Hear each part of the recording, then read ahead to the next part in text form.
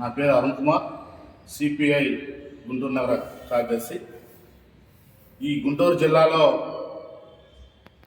ఉన్నటువంటి అదేవిధంగా భారతదేశ వ్యాప్తంగా ఆకలి చావులు నిర్మూలించాలనేటువంటి లక్ష్యంతో దారిద్ర్య రేఖకి దిగుతున్నటువంటి నిరుపేదలందరికీ కూడా ప్రతి నెల కూడా చౌకధరల దుకాణాల ద్వారా రేషన్ బియ్యాన్ని ఇచ్చి ఆకలి చావులు నిలకట్టాలని చెప్పేసి ఆనాడు ఉన్నటువంటి ప్రభుత్వాలు ఒక మంచి ఉద్దేశంతో ఈరోజు దేశవ్యాప్తంగా అదేవిధంగా మన గుంటూరు జిల్లా గుంటూరు నగరంలో కూడా రేషన్ బియ్యాన్ని పంపిణీ చేస్తూ ఉన్నాం.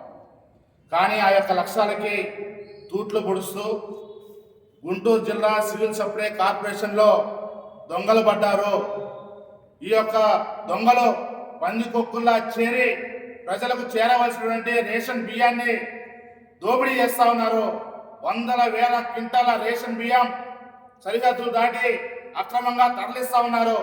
దానికి ప్రజాప్రతినిధులు, అధికార పార్టీ నాయకులు, అదేవిధంగా సివిల్ సప్లై సంబంధించినటువంటి అధికారులు కూడా వాళ్ళకి ఇద్దరు కూడా తోడవడం ద్వారా ప్రజలకు చేరవలసినటువంటి రేషన్ బియ్యం చేరకుండా పోతా ఉంది.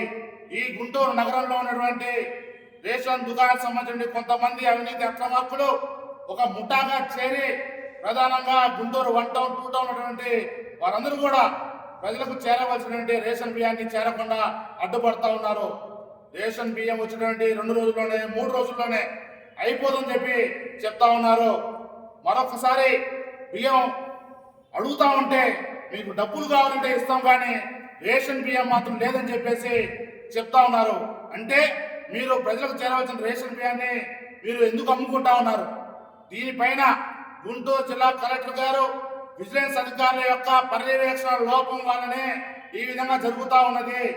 వారు ఎక్కడ కూడా రేషన్ స్టోర్లకు వెళ్లకుండా వాళ్ళకి ఎక్కడ కూడా మీరు ఎంక్వైరీ చేయకుండా ఉండడం వల్ల విచ్చలవిడిగా రేషన్ మాఫియా దందా నడుస్తూ ఉంది గుంటూరు నగరంలో. దీనిపైన సిపిఐగా ఇప్పటికే ప్రజల్లోకి వెళ్ళి విచారణ చేశాం, వారి సమస్యలు తెలుసుకున్నాం. రాబోయే రోజుల్లో పెద్ద ఎత్తున పోరాటానికి సిపిఐగా సిద్ధమవుతా ఉన్నాం.